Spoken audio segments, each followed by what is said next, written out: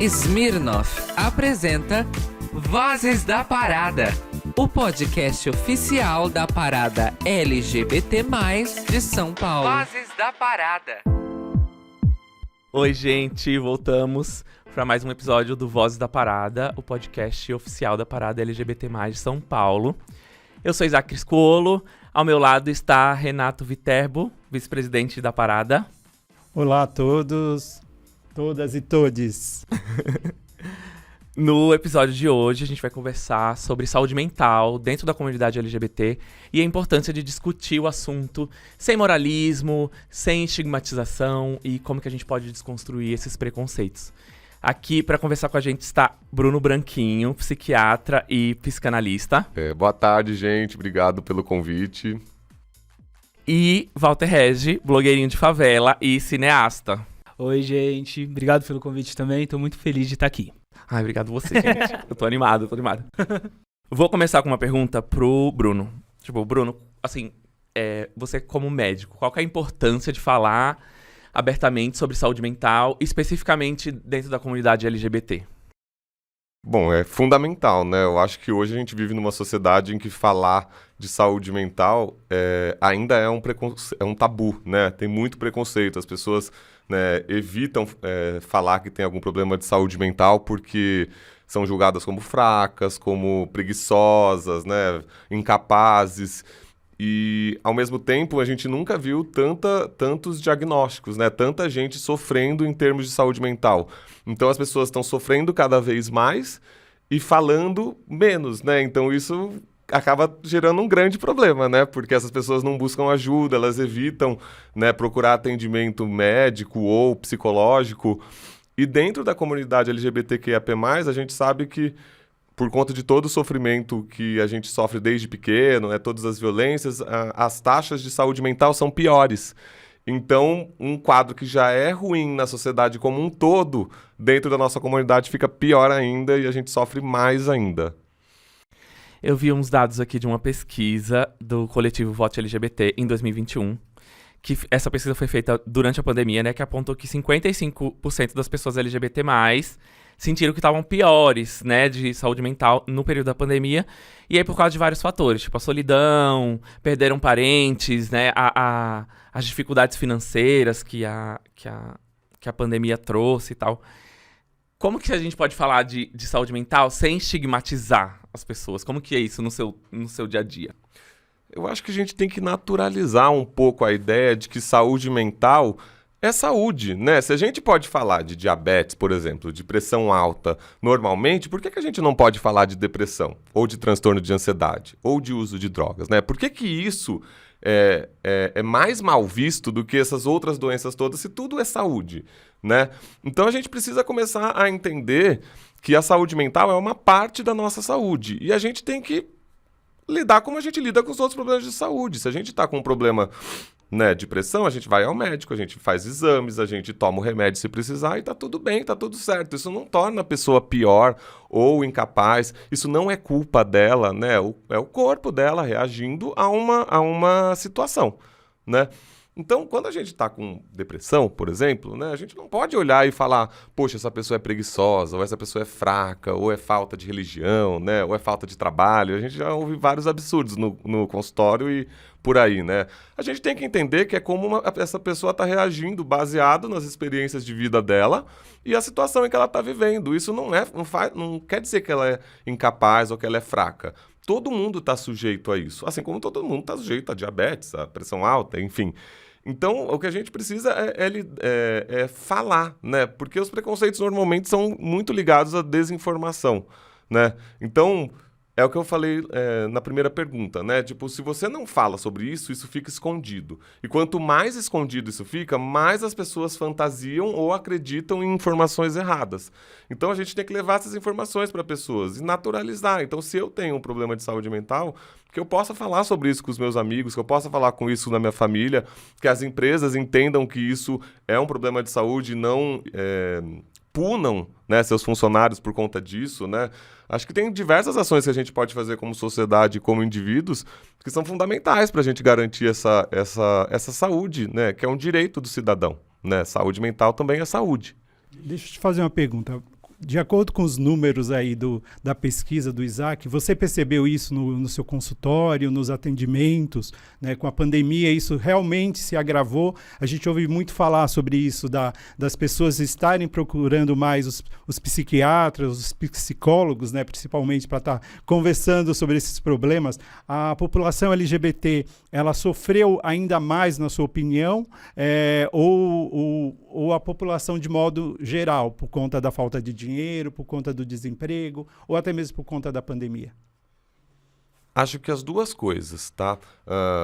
Eu e meus colegas profissionais de saúde mental, com certeza vimos um aumento de procura, tá? Principalmente após o primeiro ano, né? No primeiro ano o pessoal ainda estava mais reticente, guardando mais dinheiro, não sabia o que ia fazer, mas com o passar do tempo, né? Acho que foi se intensificando mesmo esse estresse, né? E as pessoas foram tendo mais problemas de saúde mental. Então as pessoas sim procuram mais por conta desses problemas. Isso aconteceu tanto com a população cis e heterossexual, como com a população LGBTQIAP+. A questão é que a gente tem algumas coisas específicas da população LGBTQIAP+, que acabam piorando isso, né? Então, acho que sim, né? A população LGBTQIAP+, sofreu mais, porque, por exemplo, tem menos acesso à saúde, tem menos acesso a empregos, é mais estigmatizado mesmo quando procura profissionais de saúde. Então, né, se você for pegar... tem muitos profissionais de saúde que tratam essa população com preconceito. Muitas pessoas que têm ambientes hostis, familiares, precisaram ficar dentro de casa e acabaram tendo que lidar com isso durante a pandemia, né? Então, isso também acaba gerando mais estresse. E é claro, a gente precisa entender também que a comunidade LGBTQIAP+, não é homogênea, né? Então, cada letrinha sofreu de um jeito. E, como sempre, a letrinha T é a que mais sofre, né? Então, é a que tem menos acesso a direitos, é a que tem menos acesso a direitos básicos, é a que tem menos renda, tem menos emprego, tem menos educação. Então, essa população, com certeza, sofreu muito mais. Sim, até por conta também da questão do trabalho, né? Que aí algumas são profissionais, né, do sexo, e aí elas não teve pandemia para elas, né? Elas tiveram que lutar, né? Então é por aí. Walter, e pra você, sendo preto, LGBT, como você lida com questões de saúde mental?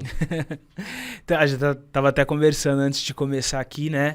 Que na verdade eu tenho aquela coisa do mantra da energia positiva, né? Que muitas vezes eu sou atacado na internet porque a galera fala que eu não posso ser positivo em tempos de caos.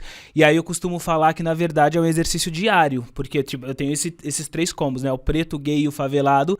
Então se eu não praticar esse exercício diário de ser positivo... Ou eu vou parar no consultório, que todo mundo precisa, mesmo não precisando, tem que ir no consultório, né? Pra gente se autoconhecer. Ou então eu viro uma pessoa violenta, sabe? Porque a falta de acesso nos dá isso. Então é por isso que eu costumo falar que o meu mantra é esse mantra da energia positiva, que não veio do nada também, né? Ele veio através de violência. Porque há uns anos atrás... eu comecei a fazer uma autoterapia, né? Porque eu fui chamar de macaco, onde eu trabalhava, numa produtora. E aí, como eu sou blogueirinho de favela, eu falei, vou fazer um vídeo e de forma positiva, né? Sem ser a positividade tóxica, que eu nem consigo também, né? Ser um hippie da Vila Madalena. Nunca serei. E eu falei, eu vou fazer então um vídeo elencando esse top 10 desde quando isso acontece, né? A homofobia, o preconceito racial. E aí eu descobri com a minha mãe que eu tinha apagado algumas coisas da minha infância. Perguntei pra minha mãe, quando eu tava na escola, que a galera me chamava de bichinha, de fedido, de macaco, enfim, e chutaram o meu pênis.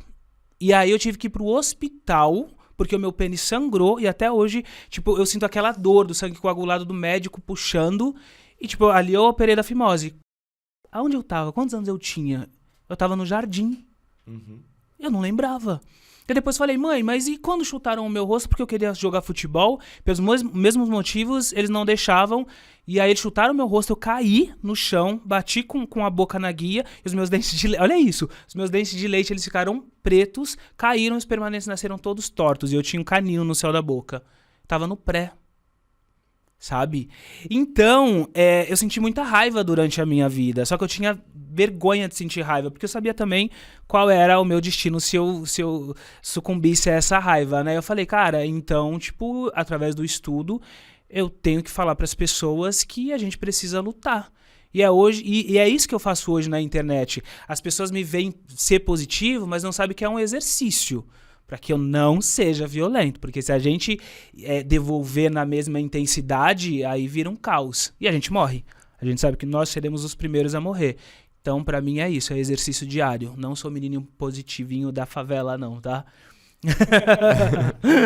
Eu acho que quando a gente fala de saúde mental, tem uma importância muito do autocuidado, né? Hoje em dia que a gente tá falando bastante. Você fala bastante sobre isso, de, tipo, do autocuidado, de cuidar do seu espaço, de celebrar essas pequenas coisas, sabe? E como foi isso pra você? Tipo, como foi chegar nesse lugar de criar conteúdo para que as pessoas sentissem, se cuidassem também? Sim. É porque eu me formei em comunicação, né? Em rádio e TV lá em 2011. E aí, como qualquer garoto preto e favelado, eu acreditava na meritocracia. Porque me falavam, você vai seguir esse caminho. Quando você chegar lá, você vai ser um diretor, você vai ser um roteirista. Aí eu todo feliz fiz o caminho. Consegui Belas Artes, sou formado pela Belas Artes. Aí depois entrei em umas produtoras bem grandes. E quando eu cheguei, eu vi que tipo, não tinham pessoas como eu lá, né? Não tinham pretos, gays, favelados, muito menos pessoas trans. E aí, depois que eu fui chamado de macaco, foi o ápice. Eu falei, cara, a comunicação, ela é uma coisa que ela é muito importante, porque a gente já acorda com a comunicação. A gente já acorda pegando o celular, ligando uma televisão, assistindo os filmes. Quem faz esse conteúdo? E aí eu fui estudar, né? Aí tem uma pesquisa do Mink que ficou comprovado que 98% das pessoas que fazem o audiovisual no Brasil são pessoas brancas. E a gente absorve isso, né? A favela absorve, a população mesmo, LGBTQIA+, absorve. Então, muitas vezes a gente não questiona. E aí eu falei, cara, eu preciso mostrar o outro lado. Porque embora não seja mil maravilhas, mas também não pode ser essa catástrofe que todo mundo mostra, né? E aí eu falei, eu vou ressignificar, porque de fato eu sou assim. Eu moro na favela, mas dentro da favela a gente cuida das nossas casas, a gente gosta de cores, não é só aquele marrom do lado de fora que a gente não tem para rebocar. Então eu acho que a partir do momento em que eu mostro outras visões, acho que a galera absorve. E eu falei, tem que virar blogueirinho, porque as pessoas precisam me ver. Se eu ficar atrás das câmeras, infelizmente eu nunca vou ser ouvido. E hoje estou muito feliz, que eu sou blogueirinho de favela. É sobre isso. E é legal, é isso, é que você não deixou que algo ruim, né, te fizesse ficar doente. Exato. Né? Então eu acho que é muito isso, você tirar do negativo, transformar ele em positivo, né? Ou tirar do limão a limonada. Né? Exato. Legal. O que não é fácil, né? Algumas pessoas às vezes me colocam no lugar da meritocracia, né? Ele consegue, se ele consegue, você consegue. E aí eu falo, não, tem que ser insano. As pessoas não precisam ser insanas.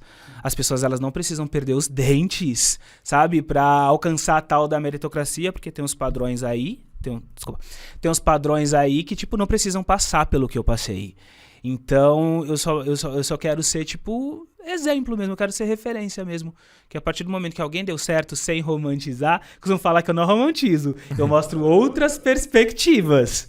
A partir do momento que a gente mostra outras perspectivas, isso pode mudar a vida das pessoas, porque o audiovisual muda a vida das pessoas. Uhum. A pandemia fez alguma diferença na sua vida, no seu trabalho? Eu acho que a pandemia foi um dos piores momentos pessoais pra mim, porque na pandemia eu fiquei solteiro, enfim, meu pai morreu de Covid. Nem gosto muito de falar, porque quando eu falo, às vezes as pessoas elas se sentem habilitadas pra falar na internet e o meu pai tá num lugar muito... Enfim, foi muito triste, mas profissionalmente eu consegui subir muito, assim, sabe? Porque eu tive a gente até estava conversando antes, eu tive o privilégio, né? O privilégio de ter tempo, porque eu não podia sair de casa. Então, a partir do momento que eu estava na minha casa, eu peguei aquele tempo para produzir. Que é que as pessoas ricas fazem, né? Quando tem 17, 18, vai estudar comunicação. Vou me trancar para produzir. Eu nunca tive esse tempo. E aí eu aproveitei a pandemia para tirar todas as ideias do papel e aí eu comecei a crescer, assim, na internet. Então, tô na internet desde 2015, mas de 2019, 2020 para cá, eu comecei a ascender, assim. Perfeito. Parabéns. Bruno, a gente a vivência, assim, de pessoas LGBTs é muito pautada por violência, por rejeição, né? Por repressão.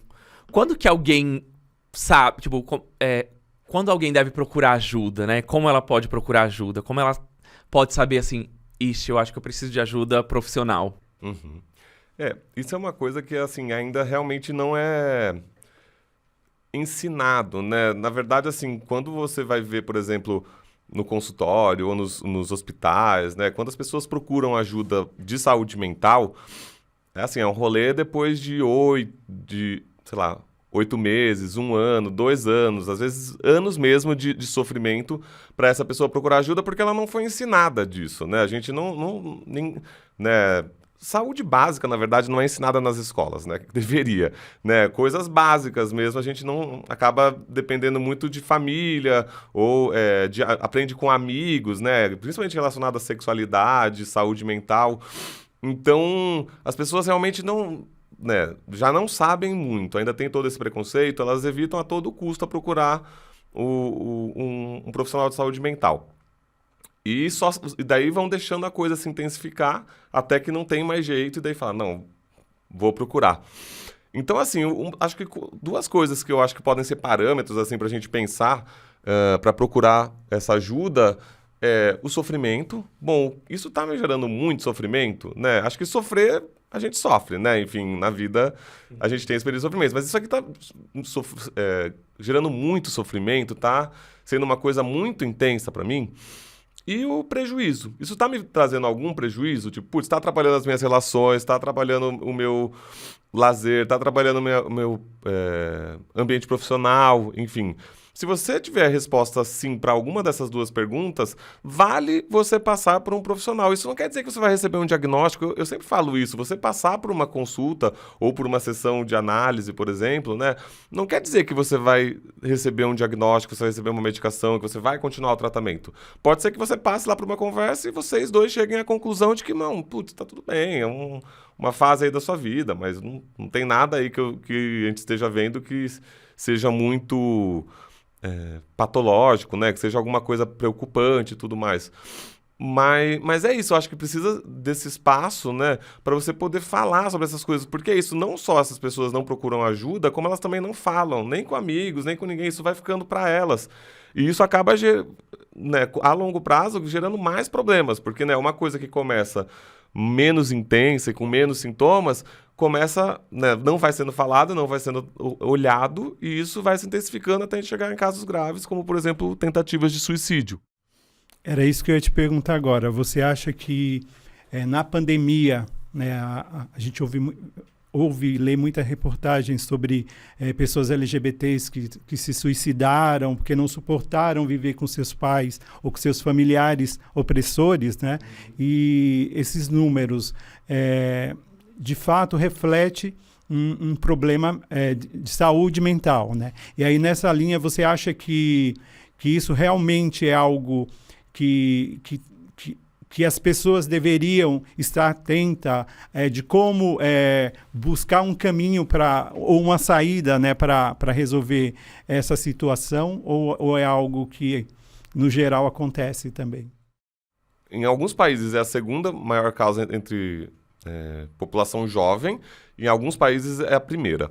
Então, assim, no mundo inteiro tem tido um aumento de casos de suicídio e, apesar de tentativas e etc., a gente não está conseguindo brecar isso, né?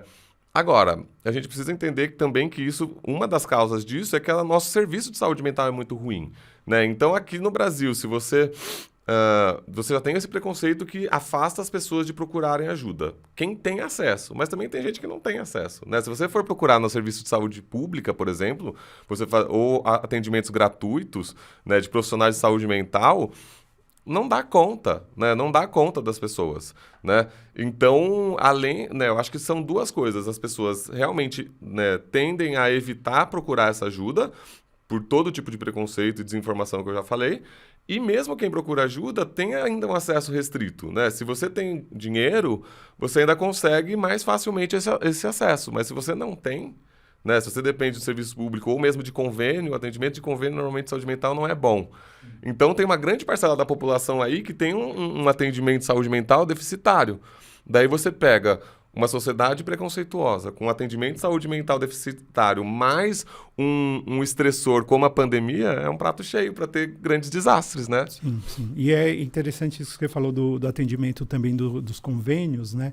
Porque hoje os consultórios dos convênios, né, estão lotados. Então, às vezes, a pessoa que está precisando da ajuda, né, ela vai conseguir uma consulta hoje, outra daqui a 3 meses. E nesse período, o que a gente vai fazer com essa pessoa que já está com um sofrimento ali à flor da pele, né? Então, eu acho que é muito isso. É você dar um serviço de saúde mental com qualidade, né? Hoje a gente não consegue ver mais. Antigamente você ia lá no convênio procurar um psicólogo, era tipo na semana seguinte, né? Hoje não, é 3 meses para você conseguir isso. E consultas super rápidas Em e 10 assim, minutos. Nossa, é. é fordista quase, né? Então, realmente é algo que não dá conta, assim. Não é só medicar e tacar a medicação na pessoa e mandar embora, né? Outro dia eu fui acompanhar um amigo, né, por coincidência, num convênio, e o médico falou na minha frente, né? Falou assim, olha, eu vou atendê-lo em 10 minutos, porque o meu número de atendimentos só permite 10 minutos. E aí ele entra, ele passa a Meu receita Deus. e tchau e benção, né? É isso aí.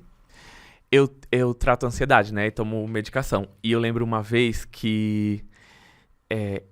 acho que... Eu não lembro porque eu fui num médico do convênio, psiquiatra do convênio. E foi uma experiência muito maluca, assim. Eu lembro. Acabou minha medicação. Eu esqueci, acabou minha medicação.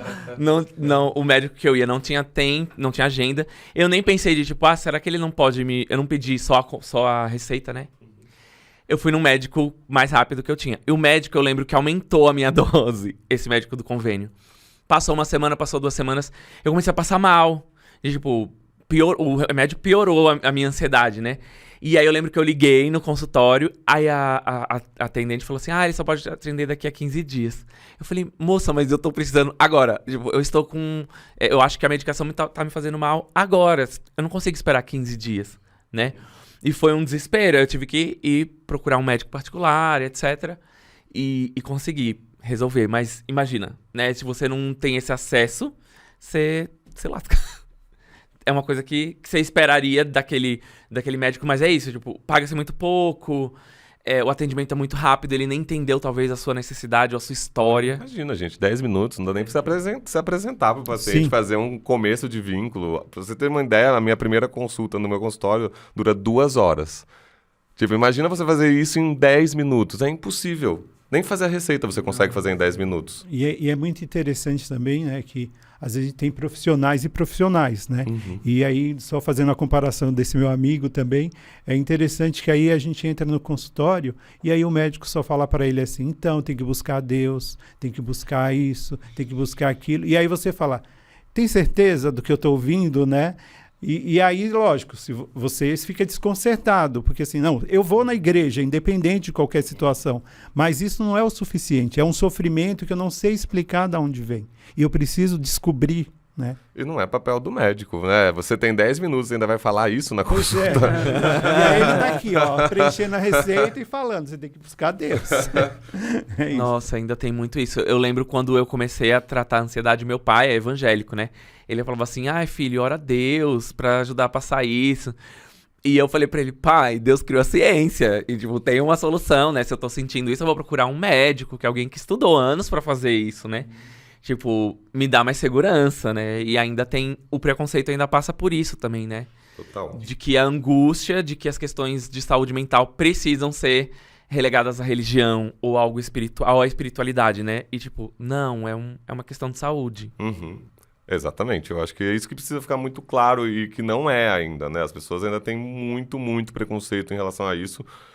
De isso, de você falar, você tem depressão, a pessoa já olhar pra você e falar, achar que você é fraco, que você não é capaz de fazer o seu trabalho, que você vai ter algum surto, que você de repente vai gritar. As pessoas têm várias fantasias mesmo, as pessoas chegam no consultório falando assim coisas que eu nunca nem tinha ouvido, que eu falava, nossa, sério que isso também é falado, assim, porque realmente, assim, corre a boca pequena todo tipo de preconceito. É isso, e aí também isso interfere até no relacionamento das pessoas, né? Porque geralmente o parceiro que ele não é depressivo, né, ou não tem transtorno de ansiedade, quando ele vai se relacionar com alguém que tem esse problema de saúde, né?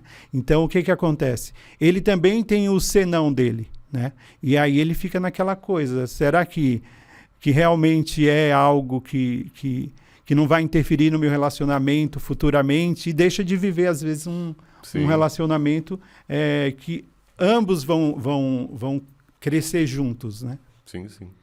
Walter, e essas questões de saúde mental, como que são essas discussões dentro da comunidade negra? Eu lembro nesse BBB, quando falaram da Natália, né, e dela ter, né, muitas aspas aí, surtado e tal. As pessoas começaram a discutir no Twitter isso de como a saúde mental ela era tratada no recorte das pessoas negras. Tipo, como que é essa discussão? Então, na verdade, essa discussão ela nem chega, né? Porque na periferia, nas comunidades, ainda tem muito aquela coisa de que se a gente for procurar um médico, é coisa de gente doida.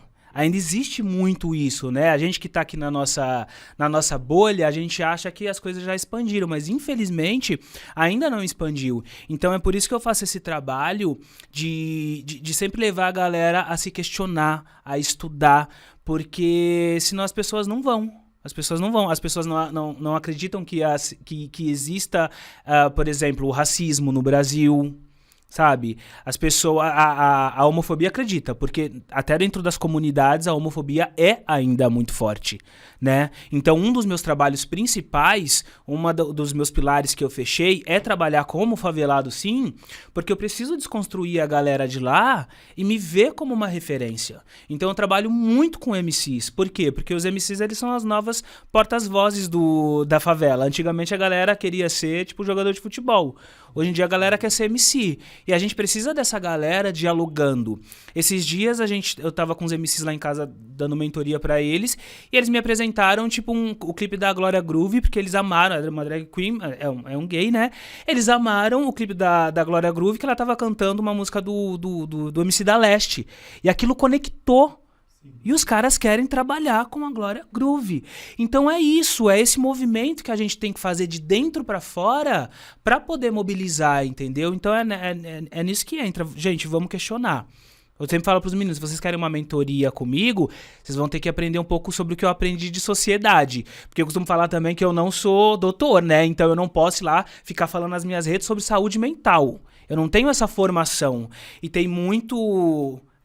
influencer, mas tem muito influencer que acha que é, tipo, formado na área, que é psicólogo, e vai lá e dá um monte de dica pra galera, como a galera ficar melhor, e no fundo tá super mal. Sabe? Tá cedendo, na verdade tá dando aquilo que dá audiência, que é você sempre falar do aspecto negativo. Aí você vai pra frente da câmera, você vai chorar, você vai... E isso não é pra ser tratado diante das câmeras, é pra ser tratado com um profissional. E aí eles vão lá, eu tô bem hoje, aí semana que vem tá mal de novo.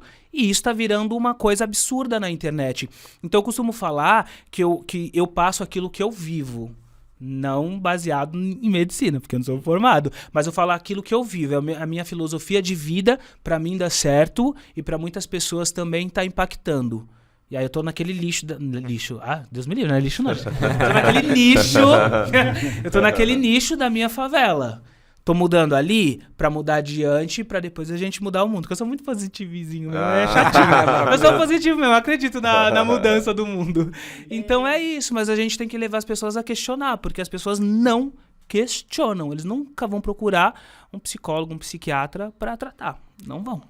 Mas eu vejo muito isso, por exemplo, quando alguém próximo de você fala sobre essas questões, humaniza. Sim. Porque você olha pra aquela pessoa e fala, ela é igual a mim. Sim. Né? É diferente. Eu acho que também passa por isso, de falar de saúde mental, ou de autocuidado, ou de questões mentais, com as pessoas próximas, sabe? Sim. Tipo, com as suas comunidades e tal. Porque isso humaniza, eu acho que isso, humaniza. Não, eu acho assim que é importante você falar e levantar a questão. Não viver nesse círculo vicioso de numa semana tá bom, na outra semana tá ruim, e achar que você tá mudando o mundo, entendeu? Porque é isso que tá acontecendo, infelizmente, com os influencers. É importante a gente falar, mas é importante a gente mostrar a solução. E a solução é procurar as pessoas qualificadas. E às vezes falar com propriedade, né? Outro dia eu estava lendo uma reportagem de uma influencer, né? Que ela fala, eu chego lá, eu falo qualquer besteira e todo mundo me aplaude e é isso que eu quero e Nossa, sim. você entendeu? E assim, Ela deve e ser ela branca, é super, né? E aí, Os tipo, influencers brancos falam isso. e aí, tipo assim, eu falo qualquer besteira e tá valendo, né? Mas não é assim, a gente tá tratando com a outra pessoa que está do outro lado e que ela também espera de você um comportamento, né? Pelo menos ilibado, né? Responsável também, né? Então é isso. Eu acho que lidar com o público, falar pro outro, você tem que ter propriedade para isso. Exato. Senão não faz sentido. Sabe que você falou esse rolê de falar para a pessoa próxima e daí você entender que, bom, então se ela tem um problema, então, né, não é só gente doida, não é só gente, né, enfim, aquela caricatura acontece muito no consultório de o paciente vir na primeira consulta e eu conversar, explicar e tudo mais, tal, e às vezes precisa usar remédio, por exemplo. E daí o paciente fica, puxa, mas eu vou ficar dependente, eu vou ficar zumbi, eu vou ficar todo tipo de coisa, daí eu vou lá, explico tudo mais, tal, daí o paciente topa tomar. Daí ele volta na próxima consulta, é muito comum isso acontecer. Daí ele fala, doutor, não sei o que, você não sabe, eu tava no trabalho, e daí eu tirei o antidepressivo ou, sei lá, qualquer outra coisa para tomar, e daí meu colega de mesa, não sei o que, viu e falou, esse eu já tomei. E daí ele começava a conversar, e daí ele, assim, nunca ninguém tinha falado na empresa, né? Só que daí ele começa a ver que várias pessoas em volta também tomam, mas nunca ninguém foi falado, e isso acalma a pessoa fala, bom, então eu não tô sozinha, não é algo que só tá acontecendo comigo e tudo mais. E é por isso que é tão importante falar, né, enfim, dizer das próprias experiências e dar uma informação mesmo, porque as pessoas se sentem mais calmas e elas procuram mais ajuda se elas sabem que elas não estão sozinhas, que elas não estão sofrendo disso sozinhas. Já que você falou de medicação, eu fui uma pessoa que comecei a tratar, eu tenho TAG, né? Que é transtorno de ansiedade generalizada. E eu fiquei acho que uns 3 anos resistindo à medicação.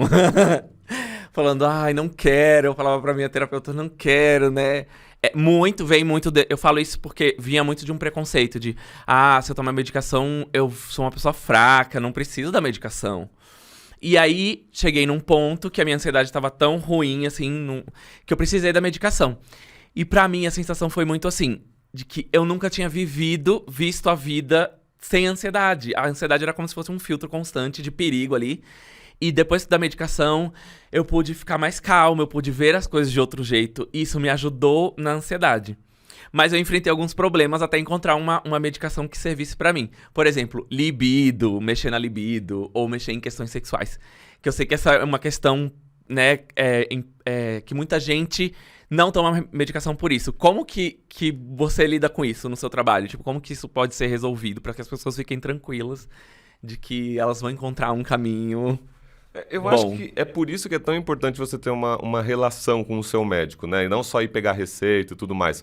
Porque se você tem uma boa relação com o seu médico, ele vai entender quais são os seus medos, né? Eu sempre pergunto, qual que é o seu medo de tomar medicação? Né? Porque um vai falar, é ficar dependente. O outro vai falar, é ter efeito colateral. O outro vai falar, eu não me senti como eu mesmo. O outro vai falar qualquer coisa, né? Então, assim, você tem uma boa relação com o seu médico, já previne milhares de coisas. Porque ele vai entender qual é o seu medo e vai, vamos por aqui, vamos por ali e tudo mais.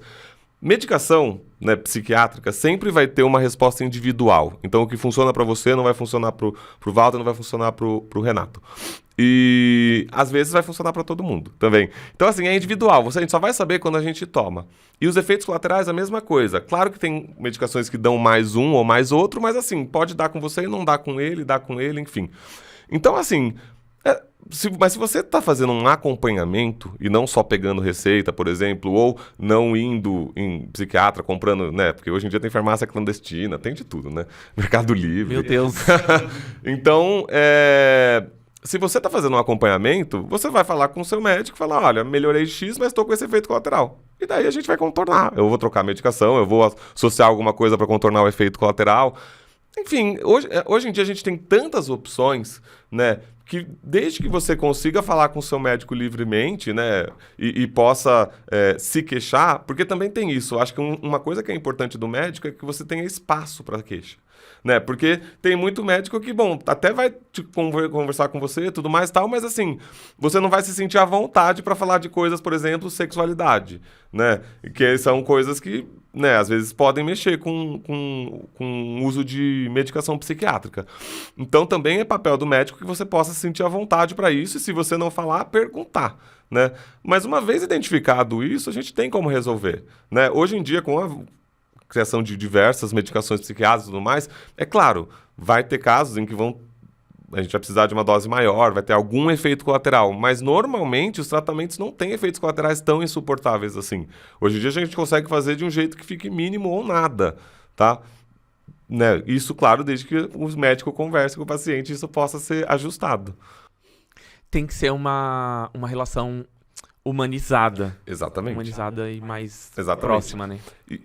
É isso. E esse humanizada quer dizer individualizada, né?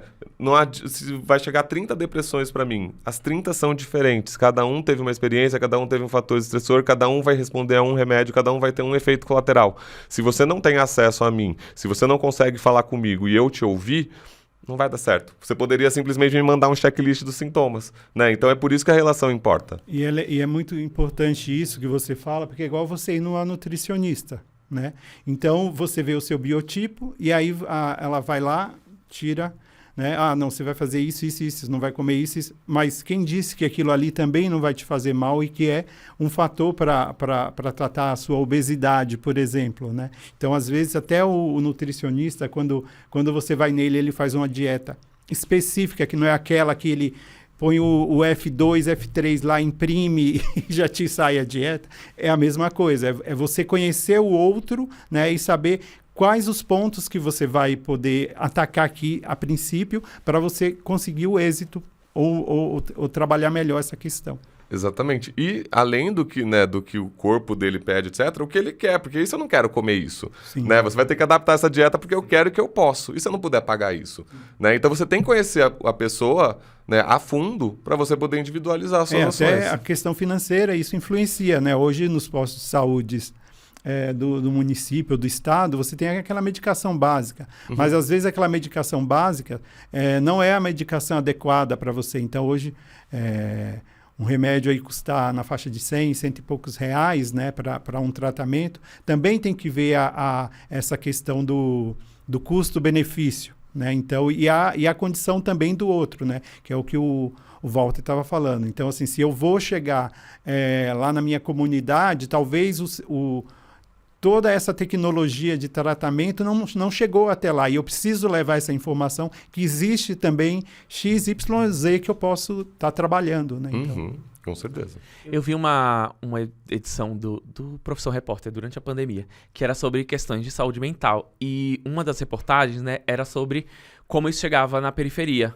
Que o primeiro contato, as pessoas procuraram mais durante a pandemia, mas chegavam lá na unidade de saúde e não tinha um médico.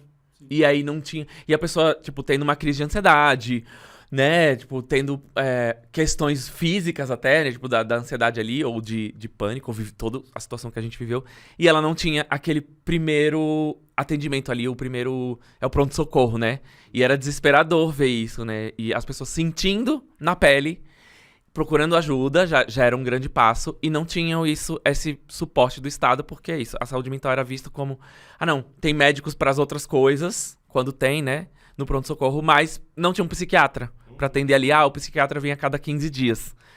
Então é muito doido isso, né, ver o suporte também, a importância que o Estado dá para a saúde mental. Mas eu acho que é com a saúde como um todo, porque, na verdade, quando você adentra um posto de saúde, né?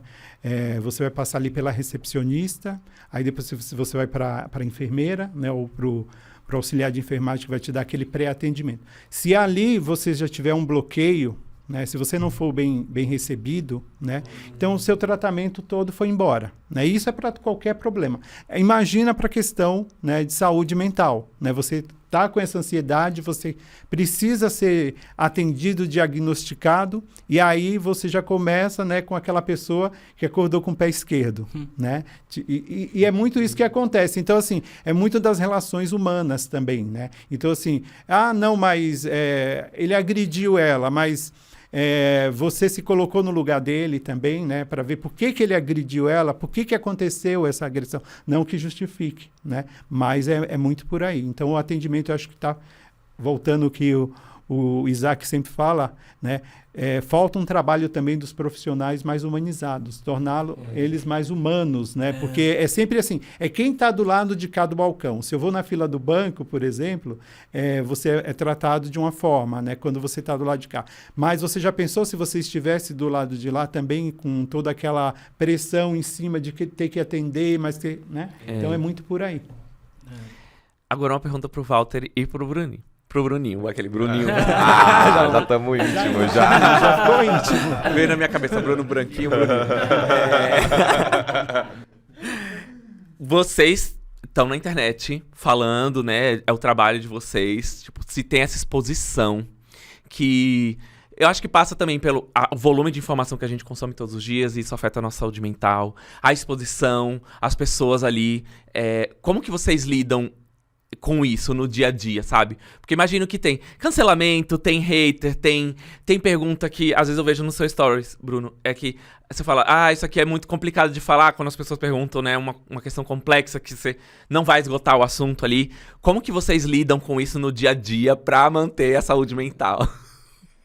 Bom, não tem como, né, a gente ser feliz o tempo inteiro, então às vezes eu tenho que fazer uns vídeos que eles são sensíveis e que eu tenho retornos que não são muito bons pra mim.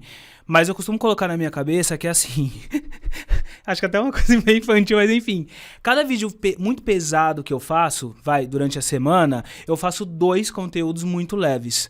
Sabe, falando, do meu sofá amarelo, ou então, que eu fui pra academia com a minha mãe, até pra não ficar escravo, né, dessa pauta, porque, infelizmente, a pauta negativa é a que dá mais views.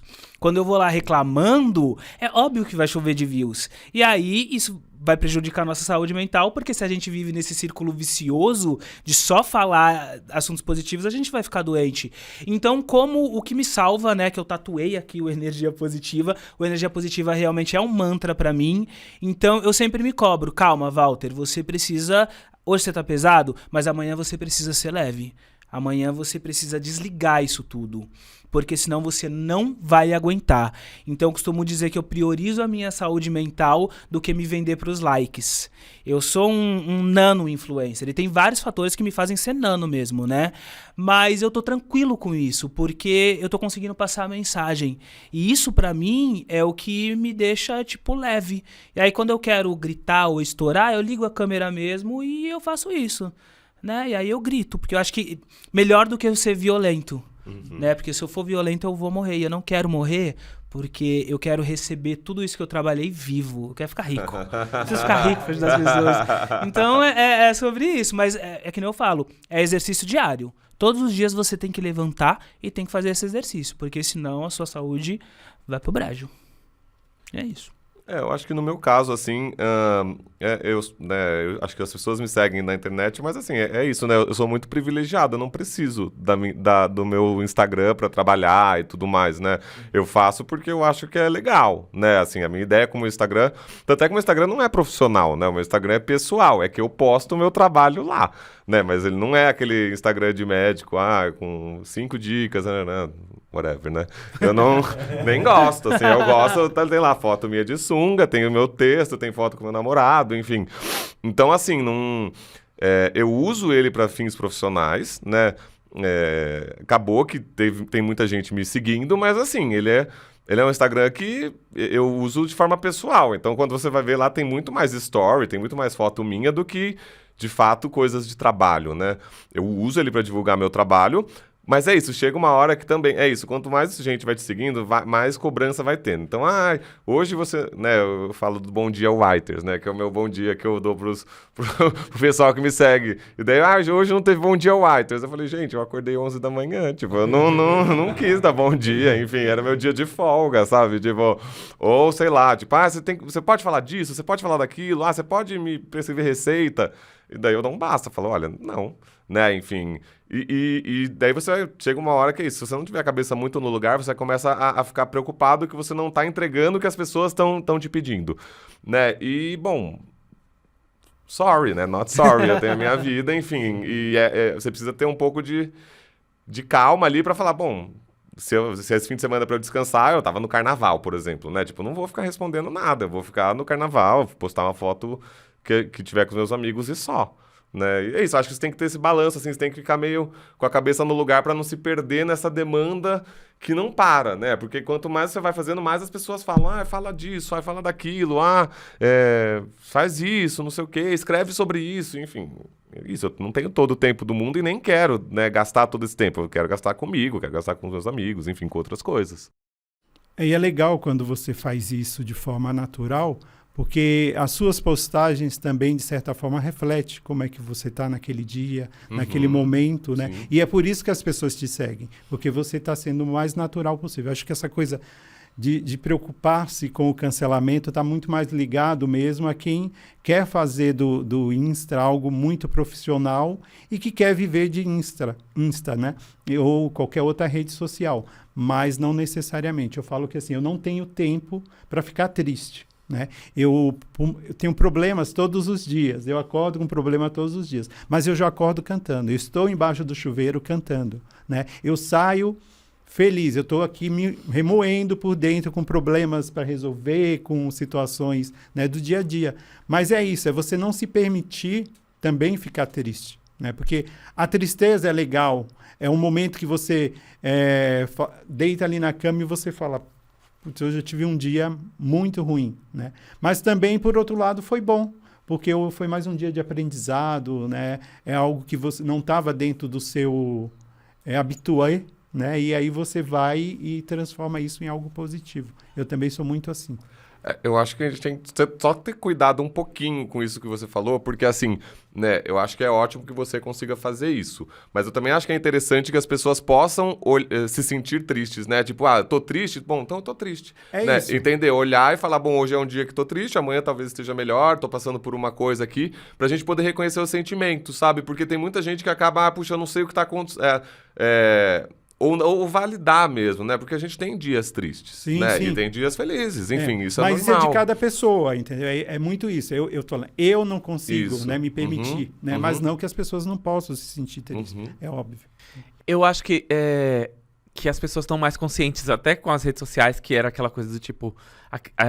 A gente passou um período de acreditar naquela novela da rede social, do Todo Mundo Feliz, e hoje a gente entende um pouco mais que existem esses altos e baixos, e que é normal. Tipo, vou ter um dia que eu tô triste porque alguma coisa aconteceu e tá tudo bem, amanhã vai ser um dia melhor, e entender essa... Como é que fala? Esses cinzas da vida, né? Tipo, não vai ser só sempre bom.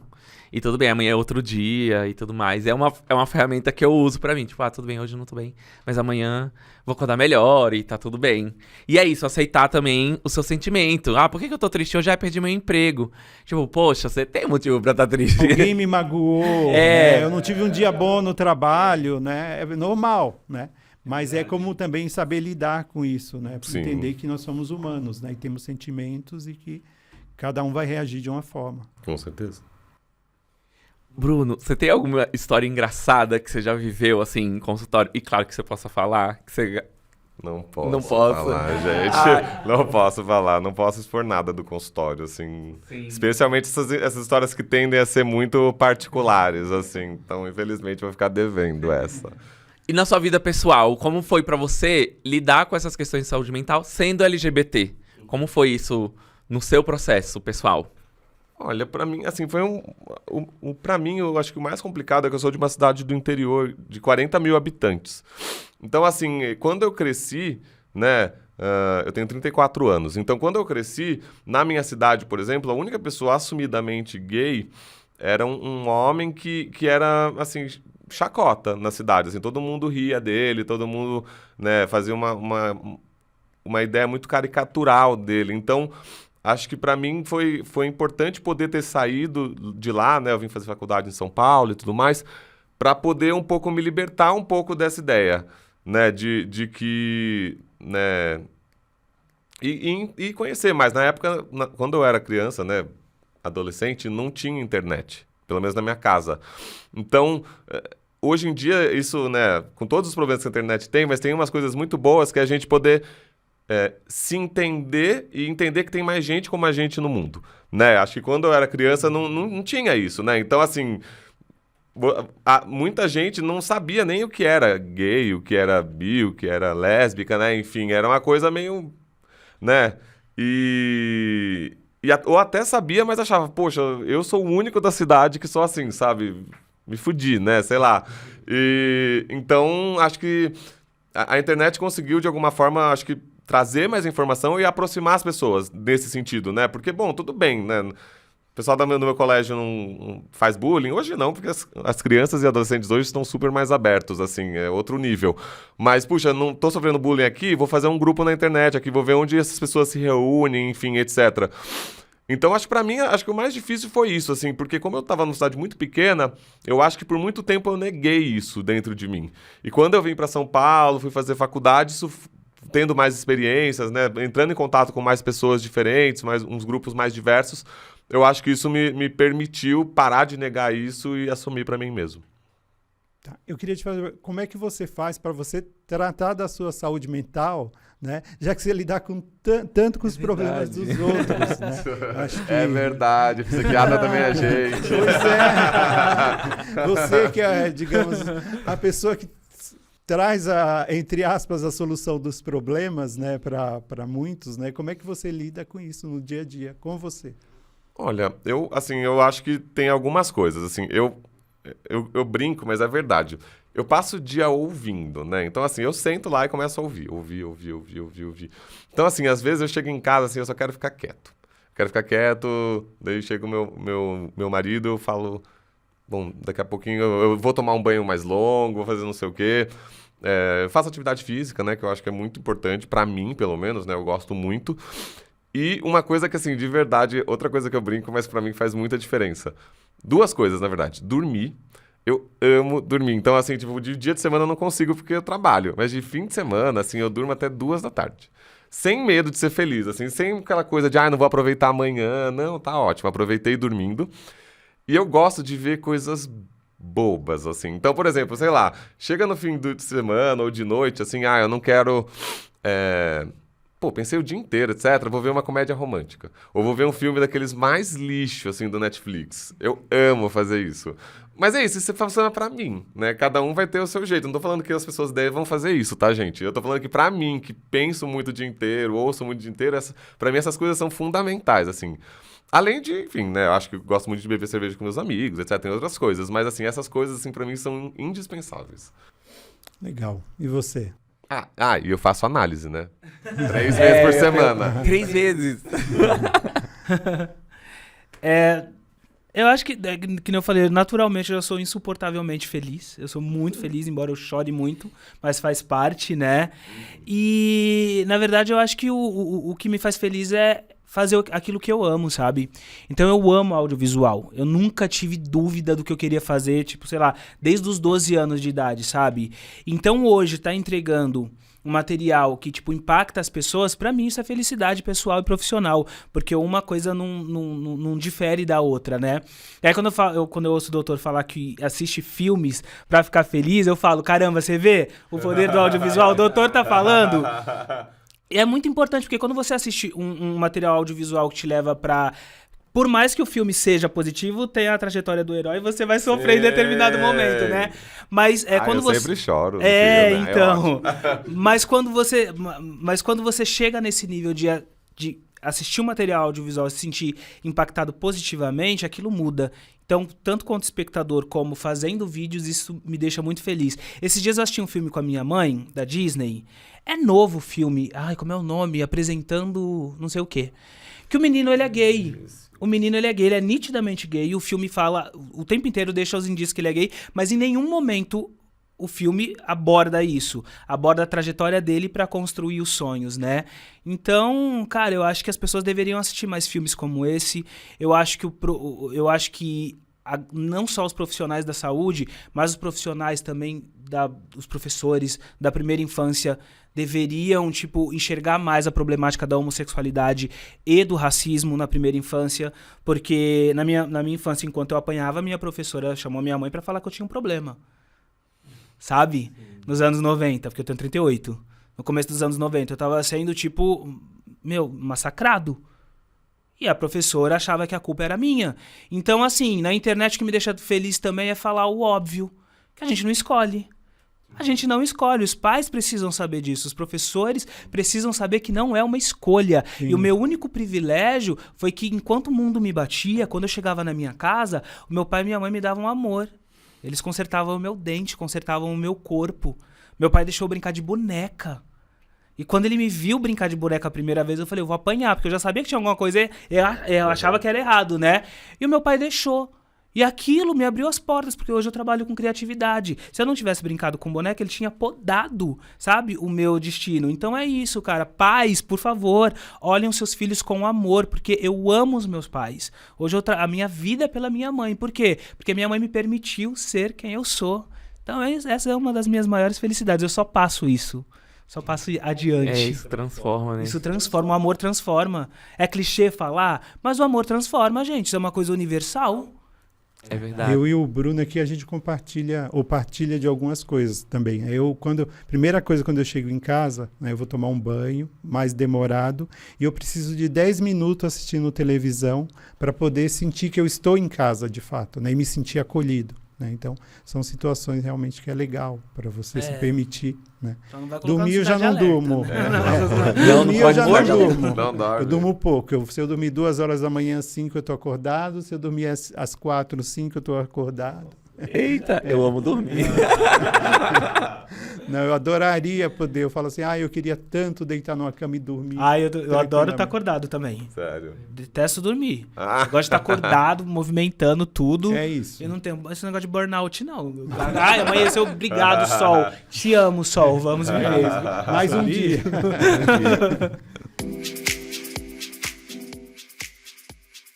E o nosso brinde de hoje, Isaac, vai para qual conquista da população LGBT+. A gente vai brindar hoje a criminalização da homotransfobia. Esse brinde é com Smirnoff Caipirosca. Smirnoff é a vodka número 1 do mundo, que celebra as misturas e a diversidade. É para todas as pessoas. Lembrando que é preciso beber com moderação e não pode compartilhar com menores de 18 anos, viu? E aí, Isaac, uma curiosidade. Em 13 de junho de 2019, o Supremo Tribunal Federal decretou a homofobia e a transfobia na Lei de Racismo, a Lei 7.716/89. Esse é um marco pela luta da diversidade no Brasil, e o Brasil, depois disso, se tornou o 43º país a criminalizar a homofobia. Isso quer dizer que quem fizer declarações homofóbicas ou transfóbicas pode ser penalizado com 1 a 3 anos de prisão. Se for divulgado nas redes sociais ou em algum veículo com grande alcance, essa pena chega a 5 anos. A aplicação da pena da homofobia e da transfobia vale até o Congresso Nacional aprovar uma lei exclusiva sobre o tema, algo que não aconteceu até agora. Gente, muito obrigado. Agora é o nosso momento de despedida para vocês darem recado, mandar beijo, deixar nas redes sociais, uma mensagem que vocês queiram. Bom, gente, só queria agradecer e parabenizar a vocês por esse episódio. Acho que é um assunto muito fundamental mesmo, que ainda traz muitos problemas, que tem avançado, mas muito lentamente. Então, como eu disse, quanto mais a gente falar, melhor. Muito obrigado pelo convite, fiquei muito feliz de participar. E é isso. Quem quiser me seguir nas redes sociais, é só procurar Bruno Branquinho, que tá lá, tá bom? Beijos. Eu também só queria agradecer, fazer o merchan, né? Por favor, me sigam nas redes, principalmente no YouTube, que esse ano teve uma ação muito legal do YouTube, que eles chamaram 135 criadores negros do mundo inteiro para fazer conteúdos positivos. E aí eu tô fazendo um quadro no meu canal que se chama Deixe-me Ser Poesia ou Não, que é tipo chamar a nossa galera preta, LGBT, para ir falar sobre a sua poesia, porque só mostram o lado negativo da gente, mas se não quiser também, que é o não, né, gritar também, porque na minha casa, no home office de favela, não vai entrar a polícia nem ninguém bater na gente. Eu sou respeitado, aquele meio louco. Então, por favor, inscrevam-se no meu canal Walter Regi nas redes sociais, Walter Regi também. Quer deixar algum recado, Renato? Não, agradecer demais a presença de vocês, né? Dizer que a gente fica muito feliz em vocês terem aceito o convite, né? Para falar de um assunto tão importante e que precisa ser debatido mais vezes. A gente falou aqui algumas coisas que talvez vai aguçar essa curiosidade e também fazer com que as pessoas procurem, né, ajuda na questão da saúde mental. Mas eu acho que o mais importante é que a gente percebe o quanto a gente estava feliz aqui e debatendo de uma forma bem tranquila. É um assunto que é bem complexo. É verdade. Não esqueçam de compartilhar esse episódio, de mandar para as pessoas que você gosta, que acha que vão se interessar por esse assunto. E voltamos na próxima semana, todas as quartas-feiras, na sua plataforma de streaming favorita ou no YouTube, que tá em vídeo também. E é isso, gente. Obrigado. E não esqueçam de seguir as redes da Parada, que é Parada SP. Isso, @Parada SP no YouTube, no Instagram, no Facebook. E aí, aproveitando, né, dia 19 de junho, a gente volta para Paulista. Né? Então... Sim. Obrigado, gente. Vozes da Parada, o podcast oficial da Parada LGBT+, de São Paulo. Um oferecimento Smirnoff, a vodka número 1 do mundo. Aprecie com moderação e não compartilhe com menores de 18 anos.